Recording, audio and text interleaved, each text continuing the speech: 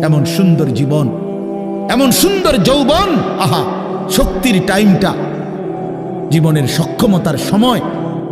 ছোটবেলা তো ভাইয়া দুর্বল, বৃদ্ধ বয়সটাও দুর্বল। তোমাদের অনেক কিশোর নওজোয়ান একজনের গায়েও চাদর নাই, কিন্তু মুরব্বী সবগুলোর গায়ে চাদর। দেখো চাকায়া, এই চাচারা তো আমার সব পরিচিত চাচা। অর্থ হইল এই বৃদ্ধের এই দুর্বলতা তাকে চাদর গায়ে দিতে বাধ্য করেছে। তার শরীরে শীতের অনুভূতিটা বেশি, ঠিক কিনা বলেন নাকি? কিন্তু তোমরা নওজোয়ান, তোমাদের অধিকাংশ কারো গায়ে চাদর নাই।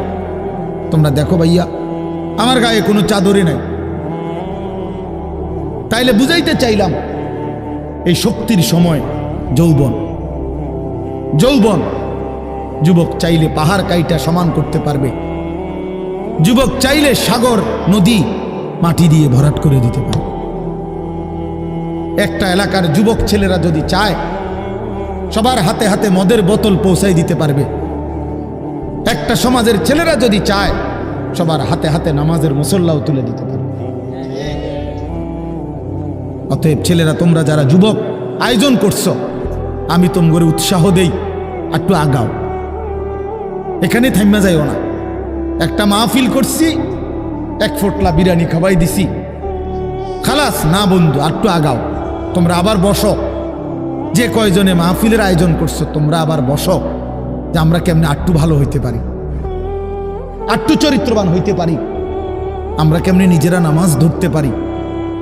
একটু যদি হিম্মত করো যুবক, ইনশাআল্লাহ ভালো হবে। শনিবার দিন আমি আমার মাদ্রাসায়, এই শনিবারে সকাল 10টা থেকে বিকাল 4:30 পর্যন্ত, এইবারই প্রথমবার আমি আলাদা 16 বছর থেকে 30 বছরের নিচে যাদের বয়স, এই কিশোর যুবকদের জন্য আলাদা ইসলাহি মজলিসের আয়োজন করছিলাম।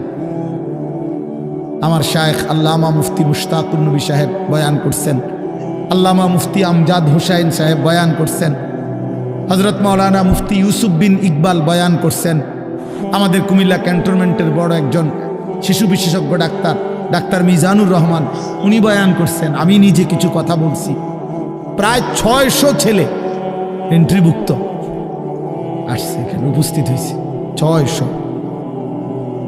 সন্দ্বীপে, চট্টগ্রামে আমরা প্রতি বছর সন্দ্বীপ যাই, সেখানে 4টা-5টা ছেলে ফজরের নামাজের জন্য, তারা বন্ধু কলেজের ছেলে, 4-5 জন ছেলে মাত্র।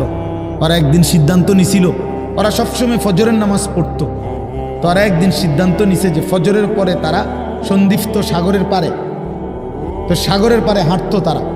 তো তারা একদিন সিদ্ধান্ত নিছিল আজ থেকে 1 বছর আগে, যে আমরা সকালবেলা না হাইটা চলো আমরা বন্ধুদেরকে ফজরের জন্য জাগাই, ফজরের ক্যাম্পেইন করি, ফজরের জন্য গণসংযোগ করি। এই 4-5 জন ছেলে উদ্যোগ নিয়ে শুরু করছে। ঠিক 1 বছরের মেহনতে এই গত নভেম্বর, 24 সালের নভেম্বরে আমি গেছি মাহফিলে, ওইখানে তারা আমার লিস্টেড, ফজরের পরে আমি তাদের জন্য আলাদা বয়ান করছি, তাদের আলাদা মাহফিল হয়েছে ফজরের পরে।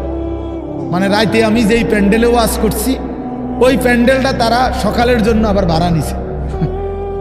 বুঝেন না এই কথা? আমি ওখানে ছিলাম, আর ওখানে রাত্রে আসা যায় না, ওইটা সন্দ্বীপে স্পিড বোট দিয়ে আইতে যাইতে হয়, তো তার রাইতে আওয়ানোর সিস্টেম নাই, থাকতে হয়।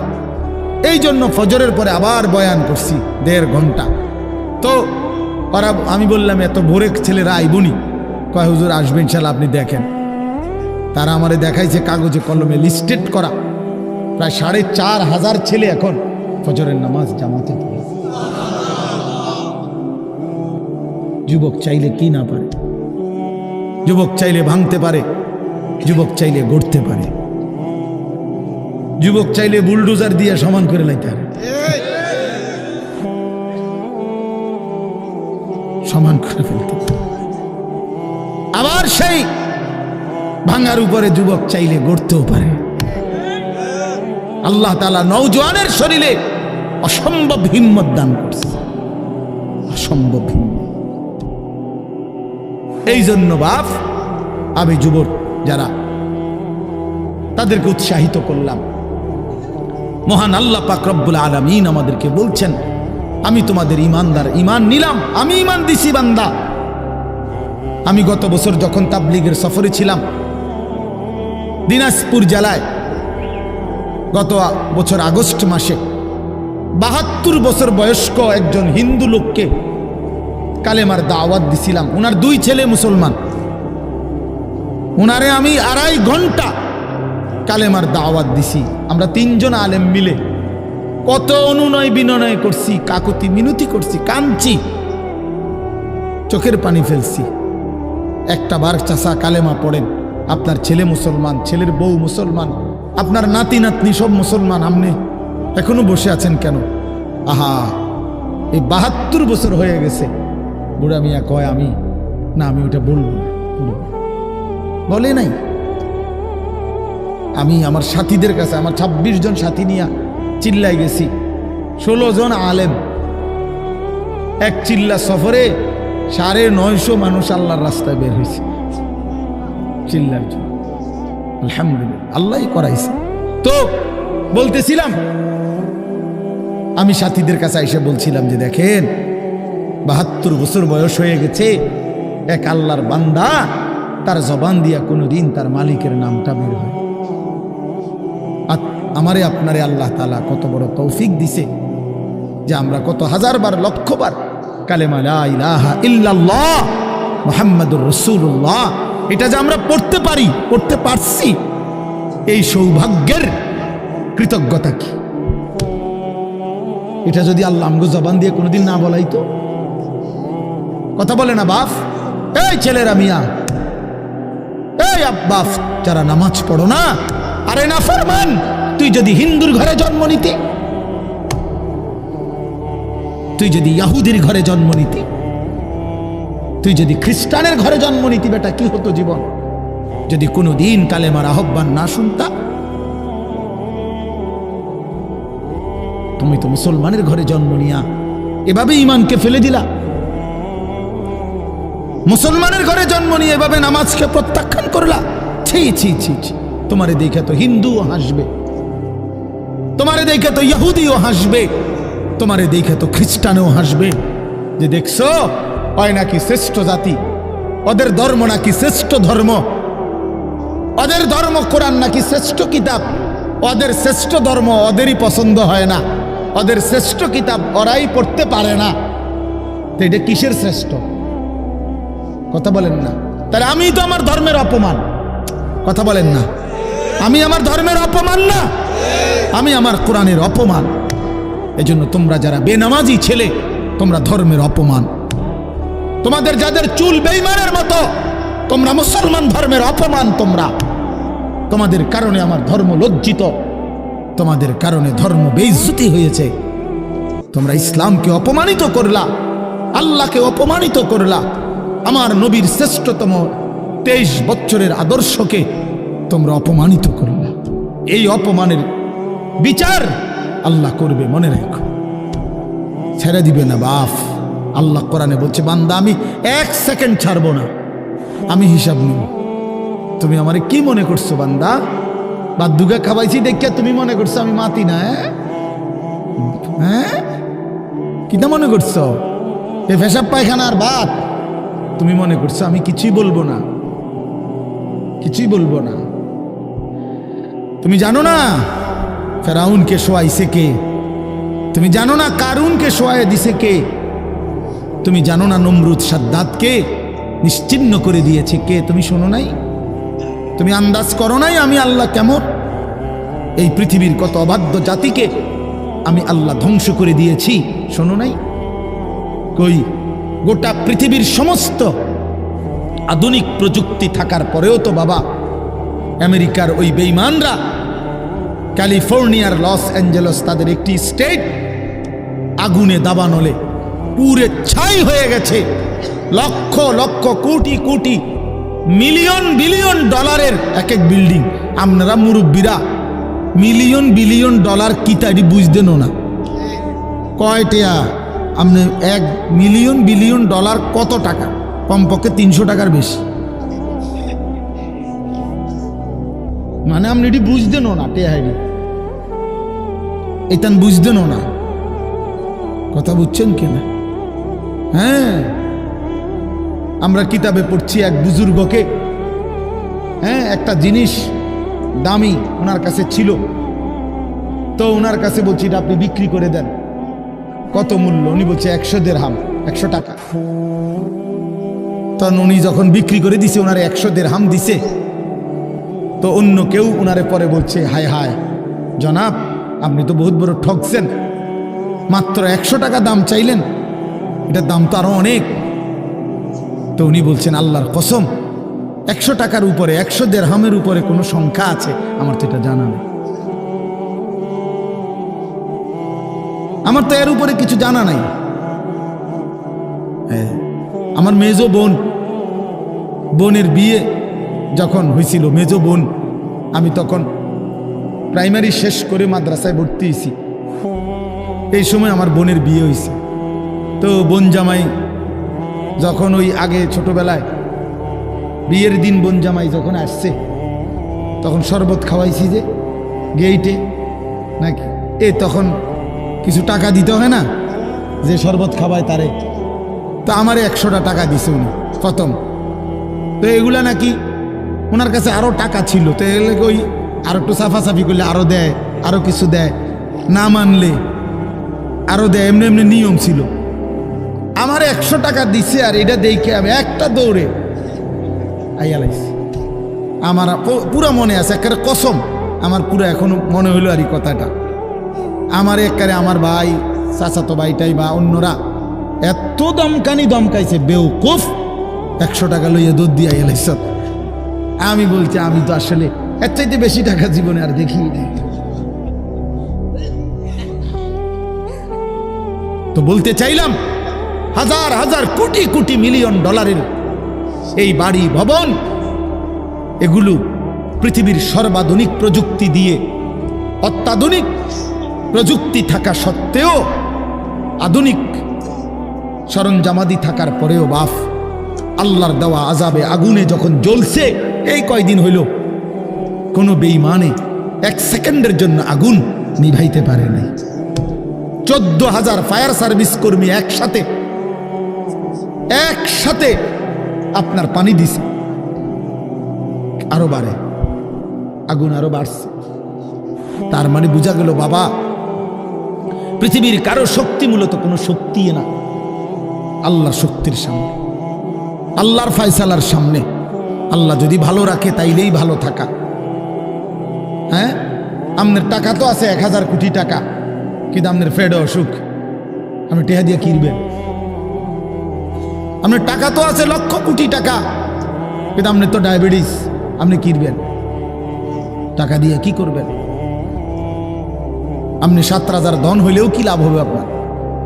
এই জন্য আমি অনুরোধ করছি, আমরা মুমিন, আল্লাহ আমাদেরকে বলছে এটাই কথা, সকলেই আল্লাহর কথা শুনবে এটা জরুরি না, এবং সবার সৌভাগ্য হবে এটাও জরুরি। আসমানের ফয়সালা, আল্লাহ তাআলার ফয়সালা। আল্লাহর কথা বলতে পারা এটাও সৌভাগ্য, শুনতে পারা এটাও সৌভাগ্য, ইন্তেজাম করতে পারা এটাও সৌভাগ্য। যালিকা ফাদলুল্লাহি ইউতিহি মান ইয়াশা। আল্লাহ তাআলা বলছেন, এটা আল্লাহ তাআলার ফজল, অনুগ্রহ, দয়া, তিনি যাকে ইচ্ছে করেন দিয়ে থাকেন, তিনি যাকে ইচ্ছে। হযরতে বেলাল রাদিয়াল্লাহু তাআলা আনহু, ওনার বাড়ি মক্কা মদিনা না, অনেক দূরে, কিন্তু উনি মুসলমান হয়েছেন, সাহাবী হয়েছেন। হযরতে হুযাইফা, নবীজির সাহাবী, ওনার বাড়ি মক্কা মদিনা না, ইয়ামান, উনি মুসলমান হয়েছেন, সাহাবী হয়েছে। হযরতে সালমান, ওনার বাড়ি মক্কা মদিনা না, ওনার বাড়ি ইরান, পারস্য, তো উনি সেখান থেকে আল্লাহ আনাইছেন, উনি কালেমাওয়ালা হয়েছে। হযরত আবু হুরায়রা রাদিয়াল্লাহু তাআলা, বিখ্যাত সাহাবী, সবাই নাম জানে, আবু হুরায়রার নাম সবাই জানেন না? উনিও কিন্তু মক্কা মদিনার মানুষ না, উনি দাউস গোত্র, এটা অনেক দূরের, কিন্তু সেখান থেকে আল্লাহ ওনাকে আনাইয়া মুসলমান হয়েছেন, সাহাবী হয়েছেন। কিন্তু আবু জেহেল বাড়ির কাছে, আল্লাহর ঘর কাবার সবচেয়ে কাছে, সর্বপ্রথম বাড়ি যার কাবা ঘরের পরে আবু জেহেলের বাড়ি। জানেন এটা? আবু জাহেলের ঘরের আগে কারো ঘর নেই, কারো ঘর ছিল না। নবীজির ঘরও আরো পিছনে ছিল, সবার ঘর পিছনে। কাবা ঘরের সবচেয়ে নিকটতম প্রতিবেশী ছিল আবু জাহেল। তো কি হয়েছে এত? কিন্তু বদনসিব আবুল আহাব কাছে ছিল, বঞ্চিত। এই জন্য এটা আসমানের ফয়সালা। এত কাছে থেকে বঞ্চিত হলো কেন? এত দূরের থেকে আসলো কেন? বুঝছেন না হিসাবটা? তাহলে মূলত ফয়সালাটা কার? ইউতিহি মান ইয়াশা। আল্লাহ বলছেন আমার অনুগ্রহ, আমার দয়া আমি যাকে ইচ্ছে করে দিয়ে থাকি, আমি যাকে ইচ্ছে করে দিয়ে থাকি। এই জন্য বললাম আর কি, আমি সবাই শুনতে পারবে, শুনবে এটা জরুরি না। আল্লাহ যাকে পছন্দ করে, ইচ্ছে করে, তাকে আল্লাহ তাআলা দ্বীনের বুঝ দান করে। হাদিসের মধ্যে আছে মাইয়ুরিদিল্লাহু বিহি খায়রান ইউফাক্কিহু ফিদ্দীন। আল্লাহ যার ভালো চান, কল্যাণ করতে চান, তাকেই আল্লাহ তাআলা দ্বীনের বুঝ দান করে, দ্বীনের বুঝ দান করে। নবীজি বলেন ইজা আরাদাল্লাহু বিআবদিন খায়রান ইস্তা'মালাহু। আল্লাহ যখন তার কোনো বান্দার ব্যাপারে ভালোর ফয়সালা করে, তো আল্লাহ তাআলা তাকে কাজে লাগান। সাহাবীরা জিজ্ঞেস করছে কিভাবে কাজে লাগায়? কাইফা ইস্তা'মিলুহু, হে আল্লাহ রাসূল, আল্লাহ তাকে কাজে লাগান কিভাবে? তো নবীজি বলেন ইউওয়াফিকুহু লিআমালিন ক্বাবলাল মাউত। আল্লাহ যাকে ভালো চান তাকে মৃত্যুর আগে আগে নেক আমল করার তৌফিক দান করেন। এটাই তারে কাজে লাগাইছে যে ঠিক আছে, তোমারে দিয়ে আমি আমার সিজদা দেওয়া, তোমারে দিয়ে আমি আমার ঘরের খেদমত নেব, তোমারে দিয়ে আমি আমার কোরআনের খেদমত নেব। আল্লাহ তাকে আমলের তৌফিক দিয়ে থাকেন। তাইলে এই জন্য বললাম, এটা সব সময় মনে রাখবে, আল্লাহর দেওয়া তৌফিক ছাড়া বান্দা নামাজ পড়তে পারে না। বাত আল্লাহ সবাইকে খাওয়ায়, সেজদা আল্লাহ সবাইকে দিয়ে দেওয়ায় না। দুনিয়ার প্রয়োজন আল্লাহ সকলের প্রয়োজন পূরণ করে। জন্তু জানোয়ার, কুকুর বিড়াল, সাপ বিচ্ছু, কাফের মুশরিক বেঈমান নাস্তিক মুরতাদ, এদের সকলের দুনিয়াবি প্রয়োজন আল্লাহ পূরণ করে। এই খানা পিনা, পেশাব পায়খানা, হ্যাঁ জরুরত, এগুলো তো আল্লাহ তাআলা জন্তু জানোয়ারেরও পূরণ করে। কিন্তু সেজদা, আল্লাহর গোলামি, আল্লাহর ইবাদত সবাইকে দিয়ে আল্লাহ করায় না। আল্লাহ যাকে পছন্দ করে, ইচ্ছে করে, তাকেই আল্লাহ তাআলা তার দ্বীনের জন্য কাজে লাগায়, আল্লাহর ইবাদতের তৌফিক দান করে। এই জন্য এটা সবসময় মনে রাখতে হবে। নবী সাল্লাল্লাহু আলাইহি ওয়াসাল্লাম দোয়া করতেন যে আল্লাহ আমার ইবাদত, আপনার ইবাদত সুন্দরভাবে করার জন্য আপনি আমারে সাহায্য করেন। আপনি সাহায্য না করলে হবে না, আপনি তৌফিক না দিলে হবে না। আল্লাহুম্মা লা মানিআ লিমা আ'তাইত। আপনি দিলে বাধা দিবে কে? আপনি না দিলে দিবে কে? আপনাকে বাদ দিয়ে কারো কোনো চেষ্টায় কি লাভ হবে? কোনো লাভ হবে না। এই জন্য এটা অনেক বড় ইহসান, আল্লাহ তাআলার দয়া। আল্লাহ যাকে পছন্দ করে, ইচ্ছে করে, দয়া করে, আল্লাহর ইচ্ছা হয়, আল্লাহ তাকে কোরআন পড়তে দেয়, দ্বীন মানতে দেয়, আল্লাহকে সেজদা করতে দেয়। আর এমনি বাকিদেরকে আল্লাহ খাওয়ায় পড়ায়। এটা একটা কমন ব্যাপার। আল্লাহ তাআলা বলছেন আমি অনুগত অবাধ্য সবাইকেই খাওয়াই। কাফের মুশরিক বেঈমান কারো রিজিক দুনিয়াবি আমি আটকাই না। এই জন্য আল্লাহ তাআলা ফেরাউনকেও রিজিক দিছে, মুসা নবীকেও রিজিক দিছে না? নমরুদকেও রিজিক দিছে, ইব্রাহিম আলাইহিস সালামকেও রিজিক দিছে। আল্লাহ তাআলা আবু জেহেল, আবু লাহাবকেও রিজিক দিছে, নবী সাল্লাল্লাহু আলাইহি ওয়াসাল্লামকেও রিজিক দিছে। তাহলে দুনিয়ার প্রয়োজন সকলের পূরণ করছে,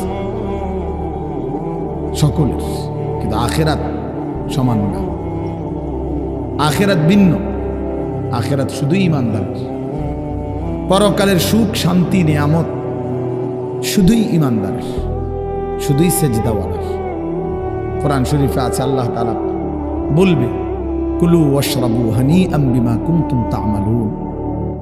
আমার বান্দা বিগত জীবন দুনিয়াতে যে আমল করছো তার বিনিময়ে আজকে জান্নাতে খাও, পান করো, ওগুলোর বিনিময়। কুলু ওয়াশরাবু হানিআম বিমা আসলাফতুম ফিল আইয়ামিল খালিয়া। আল্লাহ বলেন জান্নাতীকে বলবে, বান্দা নিশ্চিন্তে আরামসে দুনিয়ার জীবন যে তুমি নেক আমল করেছো তার বিনিময়ে আজকে আরামসে নিশ্চিন্তে নির্বিঘ্নে আমার জান্নাতে খাও এবং পান করো।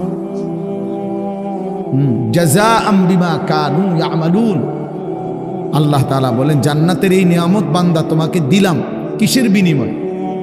জাযাআম বিমা কানু ইয়ামালুন। ওই যে দুনিয়ায় আমল করেছিলে তার বিনিময়। এ তোমার সেজদার বিনিময়, এ তোমার রুকুর বিনিময়, এটা তোমার জিকিরের বিনিময়, আমার গোলামের বিনিময়, আমার বন্দিগির বিনিময়। এই জন্য আখিরাত শুধুই মুমিনের জন্য, পরকাল শুধুই ঈমানদারের জন্য। এই জন্য আল্লাহ তাআলার তৌফিক ছাড়া বান্দা আমল করতে পারে না, নামাজ পড়তে পারে না, সেজদা দিতে পারে না। কত ছেলে দেখেন না চোখের সামনে এক ওয়াক্ত নামাজ পড়ে না, জানেও না সে মানুষের বাচ্চা নাকি জানোয়ার, এটাও জানে, হাইওয়ান কিনা না মানুষ বলতে পারে। কে পাঠাইলো, কেন পাঠাইলো, কে সৃষ্টি করলো, কেন সৃষ্টি করলো, কি জন্য আসলো, কিচ্ছু জানে, কিছুই জানে না। লক্ষ্য উদ্দেশ্যহীন, গন্তব্যহীন এক পাগল, মাতাল, ছাগল, যা মন চায় তাই করে, যা মন চায়। এটা জিন্দিগি আর কি। এ তো লক্ষ্য উদ্দেশ্যহীন জীবন, জন্তু জানোয়ারের জীবন। মুসলমান তো তাকে বলে যার সুনির্দিষ্ট গন্তব্য জানা আছে। ইমানদারের গন্তব্য জানা আছে যে আমার গন্তব্য কোথায়, আমার এটা হায়াত, এরপরে আমার মৃত্যু, কবর, এরপরে আমার হাসরের মাঠ, এরপরে আমার মিজান হিসাব, এরপরে আমার ফুলসেরাত, এরপরে আমার জান্নাত। আমার টার্গেট জানা আছে, আমার গন্তব্য জানা আছে। আমি থামবো সেদিন, জান্নাতে যাব যেদিন। আমার টেনশন দূর হবে সেদিন, আমি জান্নাতে ঢুকবো যেদিন। ওয়াকালুল হামদুলিল্লাহিল্লাযী আযহাবা আন্নাল হাযান। কোরআনুল কারীমের মধ্যে আছে, আল্লাহ তাআলা বলেন জান্নাতি বান্দা জান্নাতে ঢুকে বলবে, আল্লাহ আপনার প্রশংসা করছি, আজকেই আমার চিন্তা পেরেশানি জীবনের তরে শেষ হলো। আজ আমি জান্নাতে ঢুকলাম, এবার আমি নিশ্চিন্ত হলাম, নিশ্চিন্ত হলাম, আর কোনোদিন এই জান্নাত থেকে বের হতে হবে। আল্লাহ তাআলা বলছেন আর কখনোই এখান থেকে বের হইতে হবে না। খালিদিনা ফিহা আবাদা, চিরস্থায়ী। চলেন বাপ, এই জন্য বললাম নিজেদের ছেলে, নিজেদের মেয়ে, নিজেরাও ইনসাফের সাথে ভাইবেন যে আপনি আখিরাত চিনেন কিনা। আপনার ছেলে মেয়েগুলো যেই জীবন পরিচালনা করতেছে এতে কি মনে হয়, এতটুকু আন্দাজ করা উচিত যে আমার ছেলে আসলে আখিরাত চিনে কিনা, আমার ছেলের সামনে কোনো গন্তব্য আছে কিনা, নাকি এই মোবাইল, নারী, ছবি, জেনা, ব্যভিচার, মদ, জুয়া, নাচ, গান, উলঙ্গ দৃশ্য, হালাল হারামের কোনো বাজ বিচার নাই, পাক নাফাকের কোনো বাজ বিচার নাই, লজ্জা শরম হায়া কিচ্ছু নাই। যখন যা মন চায় খাইতেছে, হ্যাঁ, যা মন চায় তাই করতেছে। তো এই খামখেয়ালি জীবন, যখন যা মন চায় তাই, হালাল হারাম, জায়েজ না জায়েজের জীবন, যার পার্থক্য নাই, আল্লাহ তাআলা কোরআনে বলছে তার উদাহরণ হলো ফামাসালুহু কামাসালিল কাল, কুত্তার মতো। হ্যাঁ, এটা কোরআন শরীফের আয়াত। ওই জীবন কুত্তার জীবন, কুকুরের জীবন। এই জন্য আমি সবসময় এটা বুঝি, বেনামাজির জিন্দেগি কুত্তার জিন্দেগি। এই ফজরের নামাজ না পড়ে যে জানোয়ারগুলো ঘুমায় থাকে, এগুলা কুকুরের জিন্দেগি। খালাস। এই সুদখোরগুলো যে জিন্দেগি কাটায়, এগুলো কুকুরের জিন্দেগি। এই হারামখোরগুলো যে জীবন কাটায় এটা জানোয়ারের জীবন। কোরআন শরীফের আয়াত এটা। ওয়াত্তাবাআ হাওয়াহু ফামাসালুহু কামাসালিল কালব। আল্লাহ বলছে মনের ইচ্ছা মতো যে চলে, আল্লাহর হুকুমের পরোয়া করে না, হালাল হারাম এর পার্থক্য যে মানে না, আল্লাহ বলছে তার উদাহরণ কামাসালিল কালব, কুত্তার মতো, কুকুরের মতো। ইন তাহমিল আলাইহি ইয়ালহাস আও তাতরুকহু ইয়ালহাস। আল্লাহ বলছে কুকুরের স্বভাব, দৌড়ানি দিল জিব্বা লম্বা করে হাঁফায়, ছেড়ে দিল দাঁড়ায়া দাঁড়ায়া জিব্বা লম্বা করে হাঁফায়, জিব্বা লম্বা করে হাঁফায়, এমন করে। এ কুকুরের স্বভাব। পেলেও অতৃপ্ত, না পেলেও অতৃপ্ত, থাকলেও অশান্তি, না থাকলেও অশান্তি। কারণ হারাম করছে, নাফরমান যে, আল্লাহর অবাধ্য যে, পাক নাফাক, হালাল হারাম, যার কাছে সুদ আর ব্যবসা একই রকম মনে হয়, সে কি মানুষ নাকি? যার কাছে আপন বউ পরের মহিলা সমান মনে হয়, নিজের বউও দেখে, মানুষের বেডিও দেখে, তো তার কাছে কি কোনো হালাল হারামের পার্থক্য আছে কি? তো সে জানোয়ার না তো জানোয়ার কি? সে জানোয়ার না তো জানোয়ারটা কে? তাই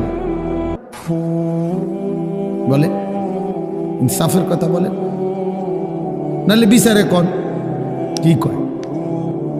এই জন্য এটা সবসময় মনে রাখবেন, জওয়ান হন আর বুড়া হন, আমি হই আর আপনি হন, হালাল হারামের পার্থক্য যার মধ্যে নাই, কুকুরের মধ্যে কোনো হালাল হারামের পার্থক্য নাই, কুকুরের মধ্যে পাক নাফাকের কিছু নেই, কারণ যেহেতু সে জানোয়ার। কিন্তু মানুষ যে ইনসান, তার সৃষ্টিগত সত্তার মধ্যে হালাল হারামের অনুভূতি থাকতে হবে। মুসলমান তাকেই বলবে যার মধ্যে জায়েজ না জায়েজের পার্থক্য আছে, হালাল হারামের অনুভূতি আছে, পাক নাফাকের অনুভূতি আছে। কোরআনুল কারীমে আল্লাহ তাআলা এটা বলছেন। এজন্য নবীজি বলছেন আল হালালু বাইয়িন ওয়াল হারামু বাইয়িন। যেটা হালাল এটা স্পষ্ট, যেটা হারাম এটাও স্পষ্ট। নবীজি বলেন আমি অন্ধকারে রেখে যাই নাই উম্মতকে, একটা সেকেন্ডের জন্য আমি আমার উম্মতকে আড়ালে রেখে যাই নাই, সব কিছু আমি স্পষ্ট বলেছি। হালাল গুলোও পরিষ্কার করে দিছি, হারাম যা তাও স্পষ্ট করে দিয়েছি। 24 ঘন্টার যাবতীয় কর্মকাণ্ড আমি আল্লাহ স্পষ্ট করে দিয়েছি। ওই দেখেন ওই অপদার্থ ছেলেটার দিকে দেখেন, এক নজরে মোবাইলের দিকে তাকায় রয়েছে, কারে বলে কি ওয়াজ করে এর কোনো খবর।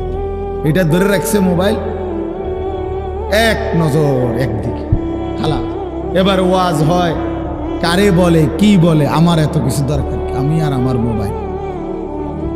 এই জিন্দেগি, এই ছেলে পেলেদের আকসারের জীবন।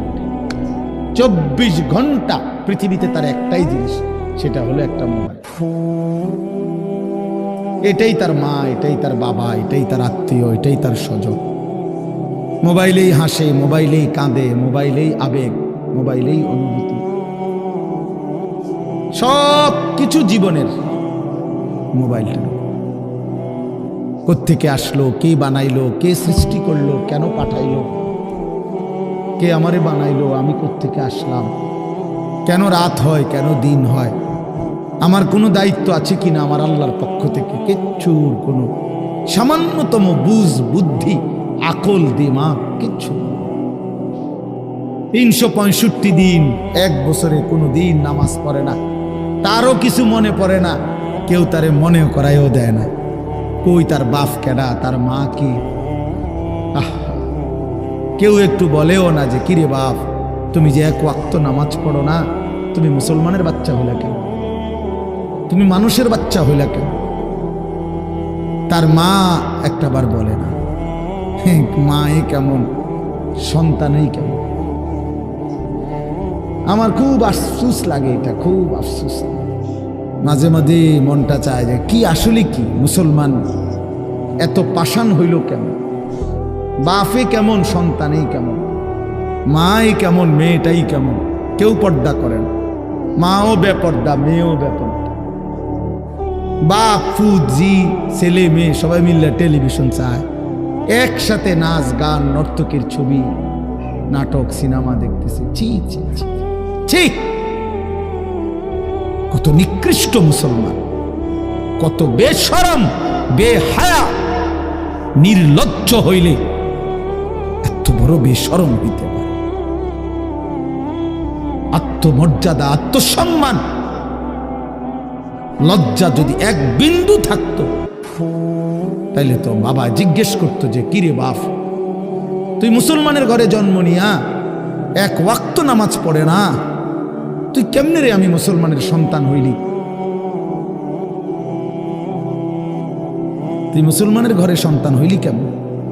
আরে এইটা তো আগে বুঝাপড়া করার বিষয় ছিল। তোর বিদেশ, তোর চাকরি, তোর দাখিল, তোর এসএসসি বেড়া এডি বাদ দে বেড়া, থো বেড়া এডি পরের কথা বেড়া। আগে তুই মুসলমানের বাচ্চা কিনা আগে এটা বল বেটা। তোর নামাজের বুঝাপড়া কর আগে বেটা। কিসের তোর বিদেশ, আবার কিসের তোর দেশ? তোর চাকরি দিয়ে আমি করব কি? তোর ব্যবসা দিয়ে আমি করবো কি? তোর উপার্জন খাইয়া আমি করবো কি বেটা? তুই তো হারাম কর, তুই তো নাফরমান। এতটুকু যদি বিবেক বাবার না থাকে, সেটা কেমন বাপ? এ কেমন অভিভাবক? এ কেমন মুসলমান মা বাবা যাদের হৃদয়ে এ কথা আসলো না? আপনার তো উচিত ছিল আগে এই বুঝাপড়া করা। আগে ছেলের সাথেই বুঝাপড়া করেন। তুই মুসলমানের বাচ্চা কিনা আগে এটা বল।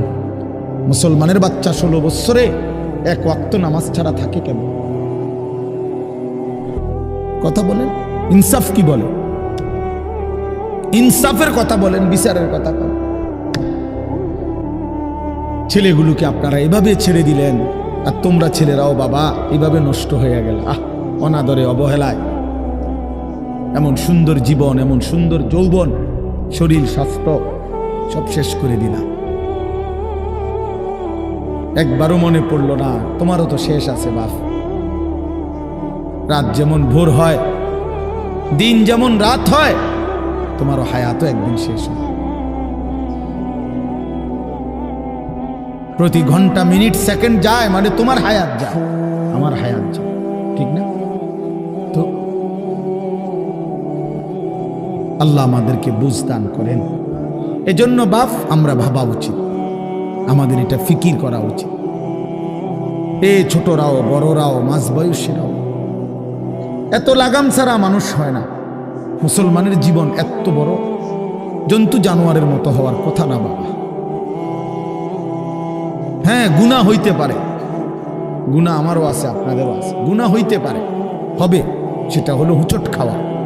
মানে চলার পথে আমি 10 কিলো পথ হাঁটলাম, আমি 30 কিলো পথ গেছি এক জায়গা থেকে আরেক জায়গায়। তো এই চলার পথে হয়তো একবার আধবার পড়ে যাইতে পারি, পিছলা খাইতে পারি, ঠিক আছে, এটা হইতে পারে। কিন্তু আমি বুঝি 30 কিলোমিটার একেবারেই ফিরে রইলাম, পিছলা খাইয়া রইলাম, তাহলে ভুল আমার হইতে পারে, গুনাহ আমার হইতে পারে। আমার 6 মাসে কোনোদিন নামাজ ছুটে যাইতে পারে। আমি জীবন চলার পথে কখনো কাউকে রাগ করতে পারি, গালি দিয়া লাইতে পারি, এটা তো হওয়া স্বাভাবিক, হইতে পারে। কিন্তু লাগাতার প্রতিদিন একরকম, এটা মুসলমান? কথা বুঝছেন কিনা আমার? আপনি বুঝি এখানে প্রত্যেকদিন মিশা কথা কইবেন, আপনি বুঝি প্রতিদিন সুদ খাইবেন, আপনি বুঝি প্রত্যেক দিন ওজনে কম দিবেন, এটা বুঝি মুসলমান? আপনি বুঝি একদিনও নামাজ পড়তেন না, আপনি বুঝি 365 দিনে কোনোদিন ফজরের নামাজ পড়তেন না, এটা মুসলমান? তো এটা তো হুচট খাওয়া না, এটা তো গাদ্দারি, এটা তো ইচ্ছা করে ঠান্ডা মাথায় ধীরে সুস্থে ভেবে চিনতে আল্লাহর সাথে গাদ্দারি করতেছে, আল্লাহরে বুড়া আঙ্গুল দেখাইতেছে যে দেখো কইলা কেন সেজদা দিতাম না, চাই কিতা করতাম, আল্লাহ বলবে অসুবিধা নাই বান্দা, বাতে না খাও, আর তো বেশি কিছু না, দুগা খানাই তো খাও আর ঘুম যাও, খানা তো কুত্তাও খায়। তবে মনে রাখো কবরে আইসো একটা লাথি দেওয়া ফেরেশতারে দিয়া, একটা লাথি, এক লাথিতে বুঝবা আমার নাফরমানির শাস্তি কি। কাল্লা সাউফা তা'লামুন সুম্মা কাল্লা সাউফা তা'লামুন। আল্লাহ বলে বান্দা কবরে আইসো, আমি বুঝায় দেব আমার নাফরমানির শাস্তিটা কি। ফেরেশতা দুই কান বরাবর। আল্লাহর নবী বলছেন নাফরমানের কবরে ফেরেশতা ফায়াদরিবু দারবাতান বাইনা উযুনাইহি, দুইটা কান বরাবর ঘাড়ের মধ্যে প্রত্যেকটা আঘাত করবে লোহার হাতুড়ি দিয়ে। ফায়াসিহু সাইহাতান, নাফরমান কবরে এত জোরে চিৎকার করবে ইয়াসমাউহা মান ইয়ালিহি ইল্লা সাকালাইন। আল্লাহর নবী বলেন দুনিয়াবাসী মানুষ এবং জিন ব্যতীত আল্লাহর সব সৃষ্টি ওই বেঈমানের কবরের চিৎকার শুনতে পাবে, এমন জোরে চিৎকার দিবে। একটা একটা আঘাত এভাবেই চলবে কিয়ামত পর্যন্ত, এভাবেই চলবে কিয়ামত পর্যন্ত। আল্লাহর নবী সাল্লাল্লাহু আলাইহি ওয়াসাল্লাম বলেন নাফরমান পাপীকে যখন কবরে রাখা হবে, তিনটা প্রশ্নের উত্তর যখন নাফরমান দিতে পারবে না, সাথে সাথে কবর তারে এত জোরে একটা চাপ দিবে, একটা চাপ দিয়া ডান পাশের মাটি বাম দিকে, বাম দিকের মাটি ডান পাশে চলে আসবে। হাত্তা তাখতালিফা আদলাউহু, আল্লাহর নবী বলেন ডান পাশের পাঁজরের হাড্ডি ভাইঙ্গা বাম পাশে ঢুকে যাবে, বাম পাশের হাড্ডিগুলো ভাইঙ্গা ডান পাশে ঢুকে যাবে। নবীজি দেখায় দিছে হাত্তা তাখতালিফা আদলাউহু, এইভাবে দুই আঙ্গুল একটা যেমন আরেকটার মধ্যে ঢুকে যায়, আল্লাহর নবী বলেন এভাবে পাঁজরের হাড্ডি একটা আরেকটার মধ্যে ঢুকে যাবে। কি বাপ মনে করছো তোমারে এমনে এমনে ছেড়ে দিব? কি মনে করছো যার ভাত খাইলা তার বুঝি হিসাব দিতে হবে না? কি মনে করছো মুফত এটা? হ্যাঁ, কার পানি পান করেছো, কার ভাত খেয়েছো, কার আসমান, কার জমিন, কার চন্দ্র, কার সূর্য ব্যবহার করেছো বান্দা? কার এটা? তোমার আব্বার? শরীরটা তোমার বাপের নি, চোখ নাক কান তো তোমার আল্লাহর। আলাম নাজআল লাহু আইনাইন ওয়া লিসানান ওয়া শাফাতাইন। আল্লাহ বলে বলো না বান্দা আমি কি দুইটা চোখ দেই নাই? ওহ বাবা কথা কই, আমি কি জিহ্বাটা দেই নাই? আমি কি দুইটা ঠোঁট দেই নাই? তো উত্তরে কি বলবেন যে না দেন নাই? কি বলবেন? কথা বলেন। তো কথা বলার হিম্মত আছে কারো যে আল্লাহ আপনি চোখ দেন নাই, আপনি ঠোঁট দেন নাই? কারো সাহস আছে কিনা এটা বলার? তাইলে আল্লাহই তো দিয়েছেন। আলাম নুসিহ জিসমাকা, হাদিসে আছে নবীজি বলেন আল্লাহ জিজ্ঞেস করবে হাসরের মাঠে বান্দা বলো না আমি কি তোমার শরীরটা সুস্থ রাখি নাই? ওয়া নুরভিকা মিনাল মা, আমি কি প্রতিবার তৃষ্ণার্ত অবস্থায় তোমারে আমি আল্লাহ তো আমি কি পানি পান করাই নাই?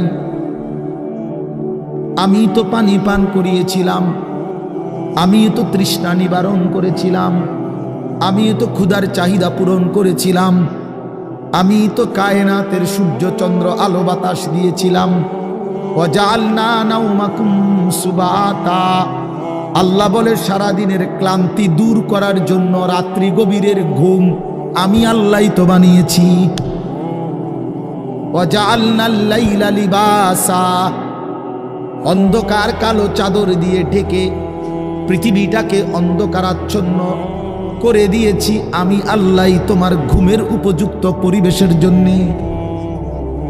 আবার দিনের বেলা আলোকিত করে দিয়েছি তোমার উপার্জনের সুবিধার জন্যে।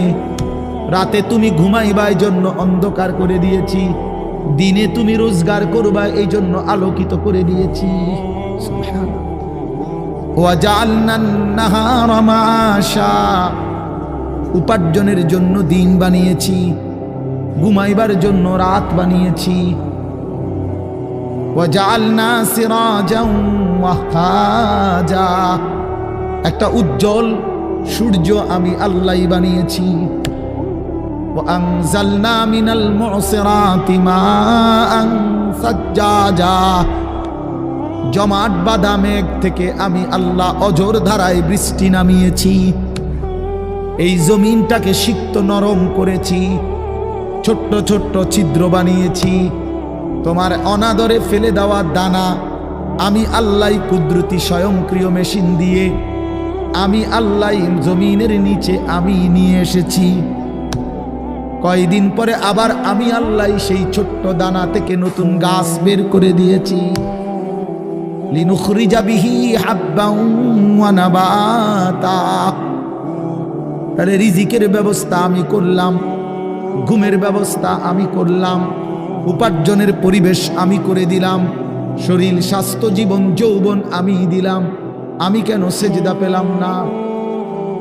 আল্লাহ যদি বলে বান্দা আমি কি অপরাধ করলাম, আমি তোমারে এত কিছু দিয়ে আমি কি অন্যায়টা করলাম যেই অপরাধের কারণে তুমি আমারে সেজদা দিলা না? কি বলবা যুবক? নাফরমান যুবক কি বলবা? অসভ্য যুবক যে নামাজ পড়ো না, হাইওয়ান তুমি কি বলবা? তুমি মানুষ না জানোয়ার? বেনামাজি তুই মানুষ না জানোয়ার? বল, মানুষ না জানোয়ার? বল বেটা। অনেক বেহায়া এখনো হাসে এইখানে, এত বড় অসভ্য বেহায়া, এই বেহায়া এখনো হাসে। চিন্তা করছো নি? হ্যাঁ, এত বড়, এত নির্লজ্জ, এত বড় অসভ্য যে এখনো হাসে। অর্থ হইল আমারই কয়, বুঝেন নাই? বুঝতেছে সে আমারই কয়। আহ আহ, আমার মনে হয় কুকুর রে কইলে কুকুর মাথা নামাইলে। আহা, আমাদের সন্তানদের হালাত কত নাজুক, চিন্তা করে দেখে। মুসলিম সমাজে বসবাস করে, বাপ মুসলমান, মা মুসলমান, চারিদিকে মসজিদ, চারিদিকে মাদ্রাসা, কত দাড়িওয়ালা, টুপিওয়ালা, পাঞ্জাবিওয়ালা। প্রতিদিন মসজিদের মিনারা থেকে উচ্চ কণ্ঠে মাইকের হর্ন দিয়ে আজান হইতেছে। এত বেশি মাইক, হর্ন, মসজিদ, মাদ্রাসার পরিবেশের মাঝখানে থাইকাও এটা কত বড় গাদ্দার, কত বড় গাদ্দারা নাফরমান। এত সুন্দর চারদিকে মসজিদ, মাদ্রাসা, আলেম ওলামা, দাড়ি, টুপি, মাদ্রাসার পরিবেশের ভেতরে থাইকাও জানোয়ারে একটা সেজদা দেয় না। কত বড় নিকৃষ্ট জানোয়ার, চিন্তা করছে। এই বাপ, এমন সন্তান পাইলা কবরে যাই আফসোস ছাড়ার কিচ্ছু নেই। আজকে যদি এই আফ্রিকার জঙ্গলে থাকতো তাহলে হয়তো যে বাবা এত বড় আফ্রিকার জঙ্গলে ছিলাম যেখানে কোনো দিন কোনো আজান হয় নাই, যেখানে কোনো মসজিদ দেখি নাই, মাদ্রাসা দেখি নাই, আল্লাহ চিনব কোত্থেকে? আমি তো আফ্রিকার জঙ্গলের ভিতরে থাকতাম। বলেন, একটা ছেলে বলেন, এই ছেলেগুলো বেনামাজি যে ছেলেগুলো, এদেরকে জিজ্ঞাসা করেন যে বাবা তুই কি আল্লাহ চিনলি না, না রাসূল চিনলি না? তুমি বাবা কি মসজিদ চিনলা না, মাদ্রাসা চিনলা না? কোনোদিন কি কোরআন দেখলা না? কারো লাশ, কারো জানাজা, কারো কবর কিছুই দেখো নাই? কিচ্ছুই তোমার কলজার মধ্যে কোনো এক বিন্দু কোনো বিবেক অনুভূতি জাগাইলো না? শুধু নারী, শুধু একটা মোবাইল, শুধু একটা ছবি, শুধু একটা অশ্লীল দৃশ্যের কাছে হেরে গেলা। ছেলেরা বলো বাবা, তোমরা বলো, কার কাছে হাইরা গেলা? কেমনে হাইরা গেলা তুমি? তোমার বাপ মুসলমান, মা মুসলমান, তোমার ঘর মুসলমান, তোমার দাদা দাদি, নানা নানি, চাচা মামা, ফুফা খালু সব মুসলমান। তোমার এলাকার চারদিকে আজান হয়, তোমার মহল্লার প্রত্যেক গলিতে গলিতে মাদ্রাসা আছে। কোরআনের ঘর আছে, তোমারই কোনো না কোনো চাচাতো ভাই, মামাতো ভাই, ফুফাতো ভাই, আত্মীয় কেউ না কেউ হাফেজে কোরআন আছে, আছে না? তালেবে ইলম আছে, মাদ্রাসায় পড়ুয়া আছে। এত কিছু দেখার পরেও যার কলিজায় এক ওয়াক্ত নামাজ পড়তে মন চায় না, তার দিল পাথরের চাইতে শক্ত, তার দিল জন্তু জানোয়ারের দিলের চাইতে নিকৃষ্ট। কারণ এ বড় শক্ত হারামি, মনে রাখি। সে কিছুই মনে করে না আল্লাহকে, কিছুই মনে। এত মসজিদ মাদ্রাসা, এত নামাজ রোজার এত চিহ্ন দেখাও আমি কিছুই বিশ্বাস করি না। আমি বিশ্বাস করি আমার জীবন হলো মোবাইল, আমার জীবন হলো নারী, আমার জীবনের অর্থ হলো ছবি, আমার জিন্দিগির মাকসাদ হলো উলঙ্গ ছবি দেখা, নর্তকী দেখা, জিনা ব্যভিচারের দৃশ্য দেখা, মদের আড্ডা, জুয়ার আড্ডা, নারীর আড্ডা, কোন অশ্লীল মেয়ের পিছনে জীবনটা শেষ করে দেওয়া, খালাস। আমি বুঝছি এটাই জীবন। কিসের মসজিদ, কিসের মাদ্রাসা, কিসের আল্লাহ, কিসের রাসূল, আমি এগুলা বুঝি না। এতটা উল্টে গেল কেন? এত বড় লানত হলো কেন বলেন বাবা? অতএব আপনাদের কাছে অনুরোধ করলাম, আপনারা আপনাদের বিবেককে নিয়ে ভাবেন। তোমরা ছেলেরাও বাবা রাগ হইও না, বুঝতে শিখো বাবা। কে ফিরাবে তোমাদেরকে? কে ফিরাবে? কে ফিরাবে? কে ফিরাবে বাপ? তোমরা কি কোনোদিন মরবা না? আজ যদি মৃত্যু হয়, এই বেনামাজি জিন্দিগি নিয়ে কেমনে কবরে যাইবা? ঠিক বা কেমন? এই নাফরমানের জিন্দিগি নিয়ে কেমনে টিকবা? এই জন্য আমরা প্রত্যেকেই প্রস্তুতি নেই। যদি ভাবতে শিখি, বুঝি, সামান্য অনুভূতি জাগে, তাহলে এই অনুভূতিটাকে কাজে লাগাবার, একটা জনের গুনাহ মাফ করে নতুন করে নিজেকে আল্লাহর ইবাদত, ঈমান, আমলের দ্বারা সজ্জিত করার একটা শ্রেষ্ঠতম সিজন, মৌসুম আসতেছে। সেটা হলো মাহে রমজান। মাহে রমজান বড় বেশি সুযোগ আসতেছে। আল্লাহ যদি দয়া করে হায়াত দেয়, তো পিছনের সব গুনাহ মাফ করিয়ে নতুন সাজে নিজেকে সজ্জিত করার, আখিরাতের রঙে রঙিন করার, জান্নাতের রঙে নিজেকে গড়ে তোলার এক শ্রেষ্ঠতম মাস মাহে রমজান। রমজান মানে অন্য কিছু, রমজান মানে ভিন্ন কিছু। রমজান মাসে মানে নিজেকে বদলানোর মাস, রমজান মানে নিজেকে পরিবর্তনের মাস, রমজান মানে নিজেকে আখিরাতের রঙে রঙিন করার মাস, রমজান মানে আল্লাহ তাআলার মহব্বতে, রাসূলুল্লাহ সাল্লাল্লাহু আলাইহি ওয়াসাল্লামের মহব্বতে ডুবে যাওয়ার মাস। এটা আমাদের সামনে। আল্লাহ আমাদের জন্য রমজানের হায়াত ভিক্ষা দান করেন। আল্লাহ যেন আমাদের সকলকে রমজান পর্যন্ত পৌঁছিয়ে দেন। এই আয়াত দেখেন, আল্লাহ তাআলা বলছেন, ইয়া আইয়ুহাল্লাযীনা আমানু, হে ঈমানদারগণ, কুতিবা আলাইকুমুস সিয়াম, তোমাদের উপরে রোজা ফরজ করা হলো, কামা কুতিবা আলাল্লাযীনা মিন ক্বাবলিকুম, যেমনটা ফরজ করা হয়েছিল তোমাদের পূর্ববর্তীগণের উপর, মানে পূর্বের ঈমানদার উম্মতদের উপর। কেন ফরজ করা হলো রোজা? উদ্দেশ্য কি? আমি আল্লাহর, লাআল্লাকুম তাত্তাকুন, যেন তোমরা মুত্তাকি হতে পারো, মুত্তাকি হইতে পারো, আল্লাহ ভীরু হইতে পারো। আর মুত্তাকি হলে কি লাভ হবে? উইদ্দাত লিল মুত্তাকিন, আল্লাহ বলে জান্নাত বানানোই হয়েছে মুত্তাকিদের জন্য। মুত্তাকি হবে তো জান্নাতি হবে,